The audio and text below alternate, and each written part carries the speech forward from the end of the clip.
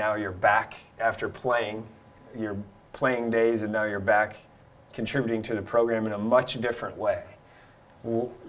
What's that been like so far for you guys? I guess you now are in year 2 of doing this, right? Yep. And your first year, but just go ahead, Mitch, I guess you start. How has that transition been? Yeah, the transition's a lot different. I'm sure Jahenns will say some similar things to what I see, but just everything that you do to get ready for the game is completely different. Like your routine's completely different. You're not doing what you did as a player to keep your body physically in shape and physically ready to go and play at that level, but it's more of like a mindset, and you're working and exercising your mind more than your body when you're a player to when you're on this side of things when you're coaching. So I think that's the biggest thing. We prioritize sleep as players, and I think sleep's kind of the last thing we prioritize on the coaching side of it.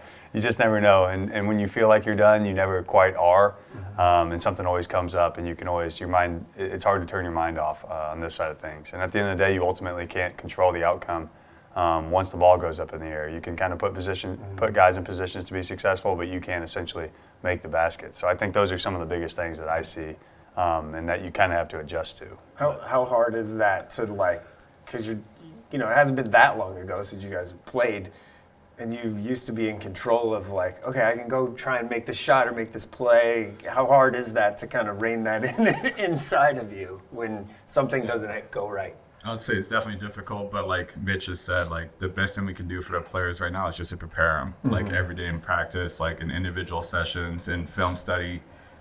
We can, they pick our brains every once in a while too, to ask us what we see on the floor and how they could be better players as well. So that's the best way that we can prepare them.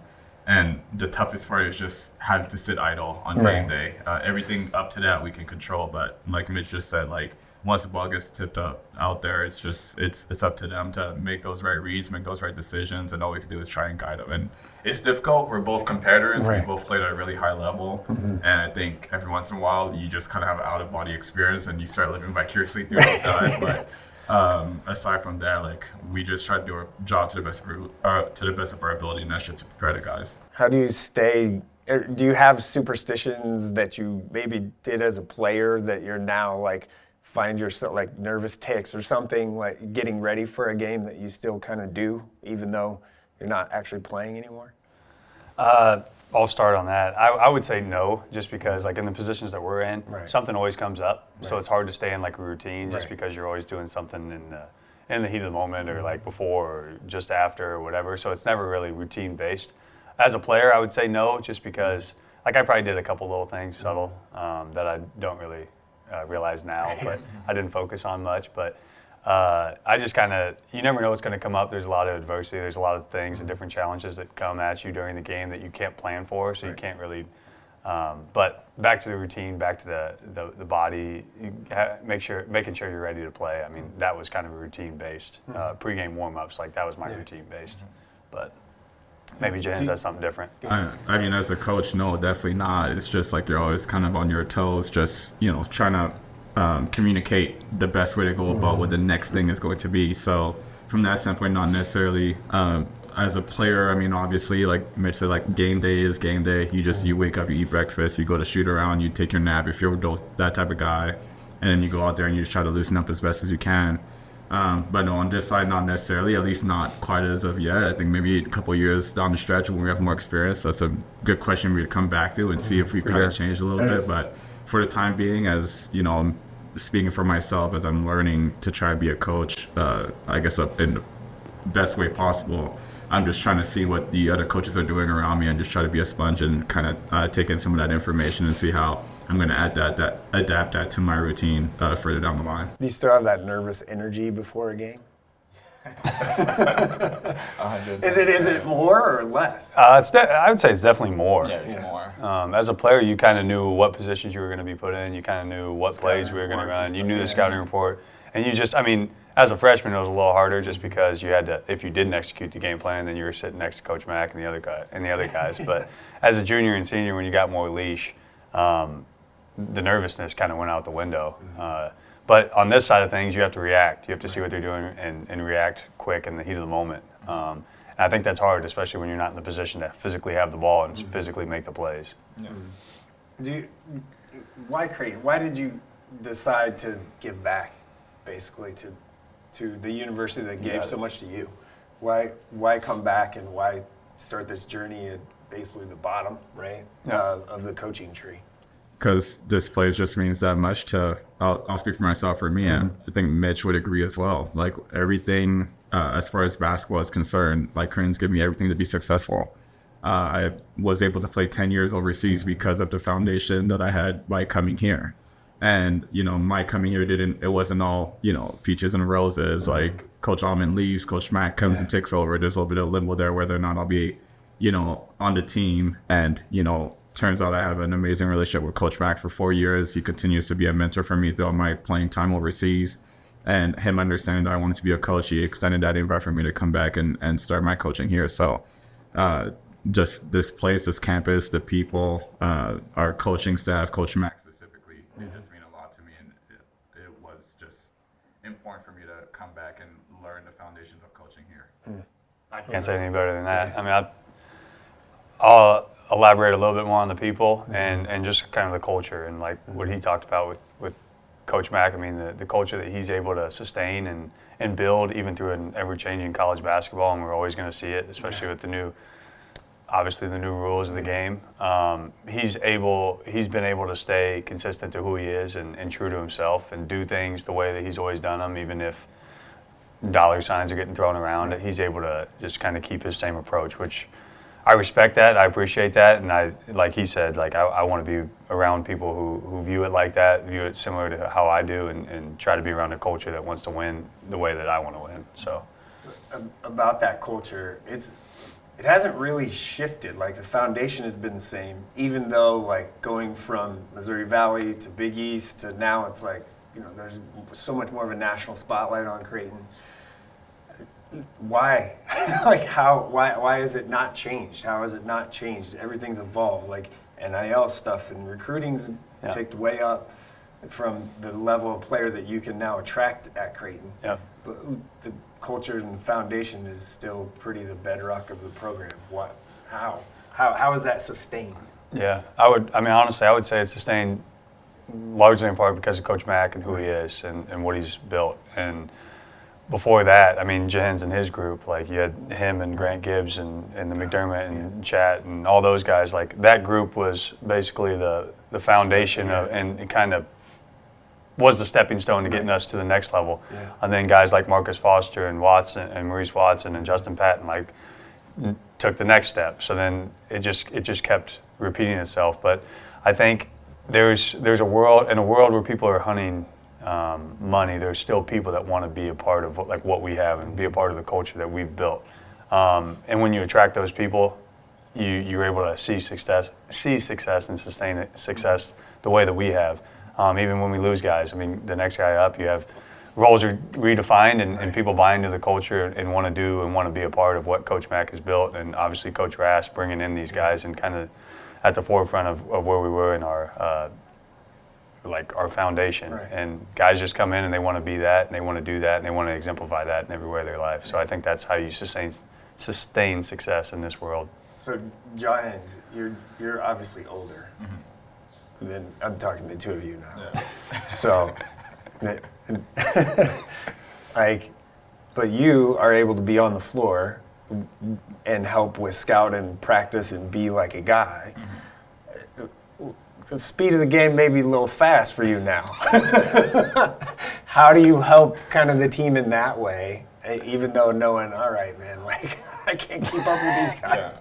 Yeah. It's definitely interesting, especially like on a day-to-day basis, because my job now to be able to play and still practice with these guys is to try to mimic best as I can what the other team is going to do. So every day, every different scout, I might have to play a totally different role than what I would like to play as a player, which sometimes can be frustrating, but it's definitely rewarding on game day when we see the guys react in real time to either the sets or the calls or whatever we picked up on scout team to be able to help them. So that's been super rewarding. And again, like, my job is no longer to play, it's to help. Mm-hmm. Right. it's ironic. I kind of do that by playing a little bit, Right. but it's also like when play breaks down, you kind of are able to have conversations in real time on the floor with the guys. Be like, hey, like maybe I'm not doing this so well because it's not my style of play, but the guy that you're going to be defending on Friday, Saturday, Sunday, he's going to be able to do this or that, and those guys are really responsive to that, and it's just another lens of what coaches have to do that I think the broader general public doesn't necessarily know. But it's stuff that we experience every day, and again, it's another way that I can try and help out the guys. And Mitch, for you, like Coach Max said recently, in media availability stuff, so it's public, how much you've helped just with plays and creating plays. So like, how different is that? You're a little more recently been running the plays on the court, and now you're creating the plays or helping create the plays. That experience obviously is a little different. For sure. Yeah. So what's kind of that been like for you? Yeah, I want to build a little bit on his. Yeah.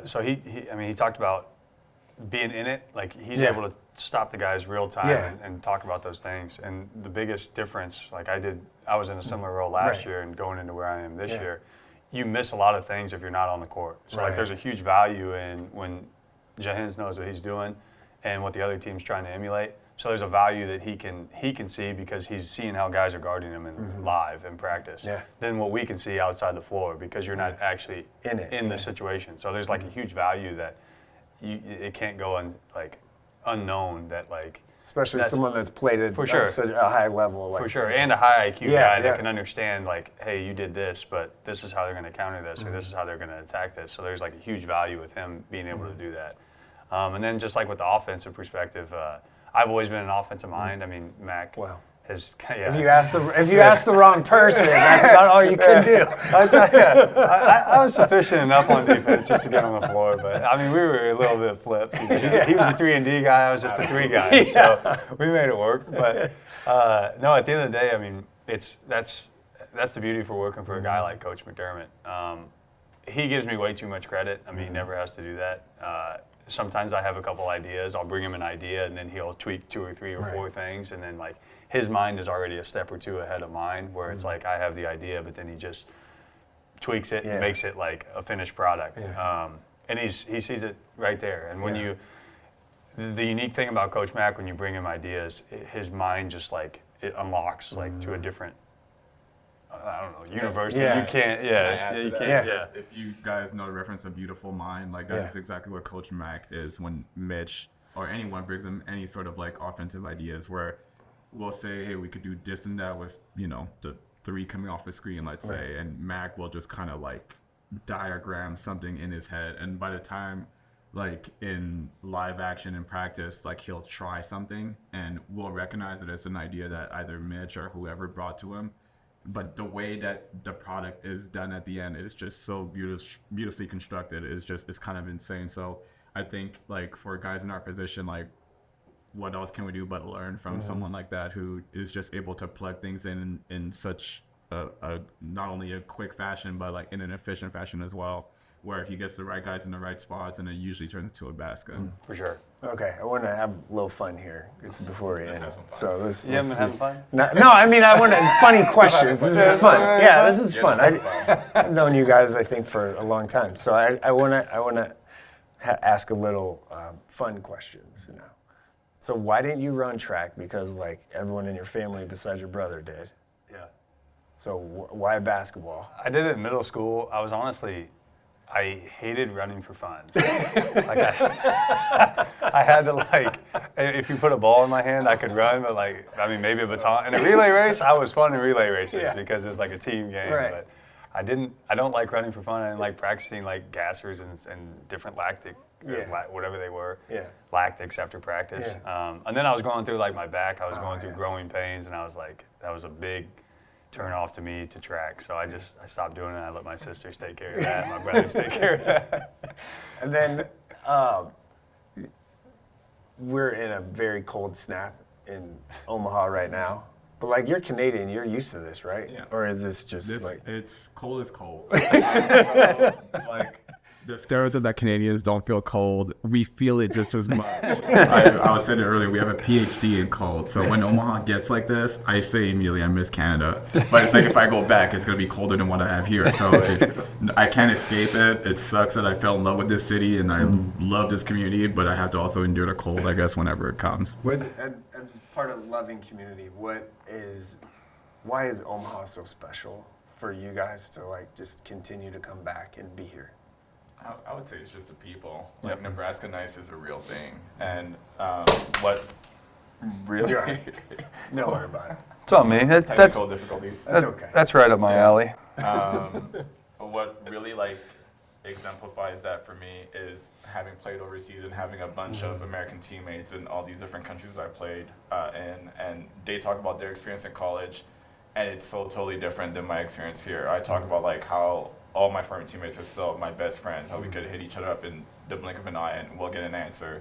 Those guys kind of have a relationship of like, delete my number, I don't know you, like we graduated, let's let go of this experience and move on with our lives. So I think obviously it starts with the culture that Mac built, and then when you bring like-minded people together, you can't help but have success, I would say. So, and you know, Mitch kind of talked about it earlier, like even with, you know, NIL deals and all that stuff, like we're still able to recruit and find people who are, who have the same idea of what it takes to either be a team, to be a friend, to be, you know, a personable individual who's going to fit into this community. And, you know, Omaha has all those things, and it just kind of bleeds into what Creighton basketball is all about. Small town Kansas kid. Yep. Similar. Not a Kansas City kid. Not a Kansas City Not a kid. Kansas City No, kid. outside of Kansas City kid. But I mean, I would elaborate on the people and the relationship side of it. It's honestly like my town was 7,000. I mean, this is whatever. If you count the metro, it's a million people, whatever. But not just the community of Omaha, but like the Creighton community. I mean, it just bleeds so well together, and it makes you feel like you're a part of something, and you're like well taken care of if you ever have anything you need around the city. And I mean, it doesn't get any better than that. And Jahenns is completely right. I didn't play as long as he did. I didn't have as many teammates as he did, but similar situations, like their college experiences just weren't like ours. Right. And it makes it easy to come back to and be around a place that Coach Mack has sustained and been able to be a part of. What is the craziest road trip in college story that you can tell publicly? I could start. Off my head. He just started smiling. Bang, I got one. Let's see here. This must have been, I want to say sophomore and junior year. We're on the road against Wichita State. Speaking of Kansas, we're at Wichita State. And I think Mac did it on purpose because we had like a 6-hour bus ride. We beat Wichita in the afternoon. We have a 6-hour bus ride back. I don't think he wanted us to just enjoy the New Year's because that's what was we were getting ready to ring in. But he pulls over at like midnight and essentially just buys us ice cream at a gas station. And that was our New Year's treat. So that was kind of like a crazy road trip experience. And just like, you know, you beat your rivals, right. You have a 6-hour bus ride to like kind of celebrate.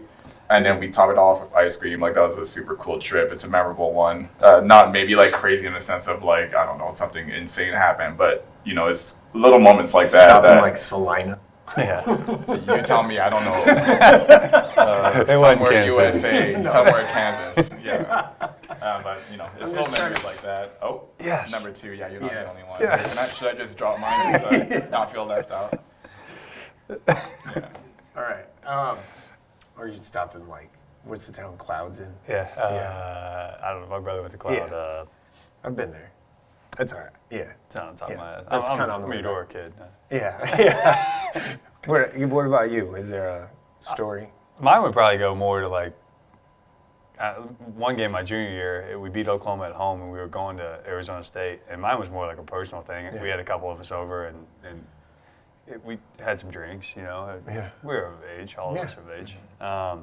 And we had a little mishap, a little noise, whatever, and Matt gets a call in the morning, and we were up till like 5 in the morning. It was a bad little deal. It was it was a misunderstanding. I explained it in the morning, but I'd never been more locked in than ever when I went to Arizona State, because I was like, if we lose at Arizona State, like Mac's gonna light me up in the locker room.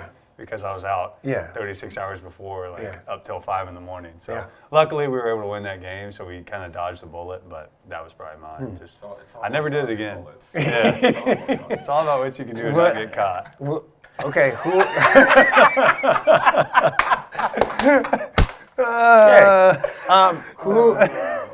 who wins a 3-point contest? Mitch No, wait, Right no. Mitch all day. I'm not just saying. Okay. Right now, or right now Whatever, he's got me. right. But Between not just you two, yeah, Steven and Isaac, I guess I'll throw in there. Who right win? now. Today, yeah.